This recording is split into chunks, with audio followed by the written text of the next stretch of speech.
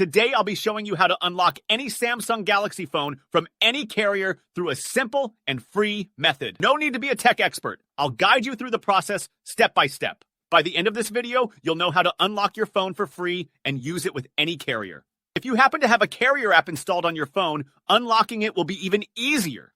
After following the steps in this video, you won't need an unlock code. Instead, you'll simply wait for a message on the carrier app that says your phone has been unlocked. Then, all you'll need to do is restart your phone. Follow my exact steps from this video, and after that, you will have a phone that will work with any SIM card from any carrier in the world. To begin, insert an unsupported SIM card into your phone. That means a SIM card from a carrier other than your original one. After powering up your phone, you'll receive a message asking for an unlock code. Once you enter the code, your phone will be fully unlocked and ready to use with any carrier. Here's the best part. You can unlock your phone for free on this website.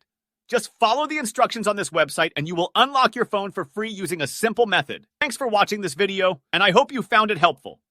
Make sure to give it a thumbs up and subscribe to my channel for more amazing videos like this one. See you in the next one.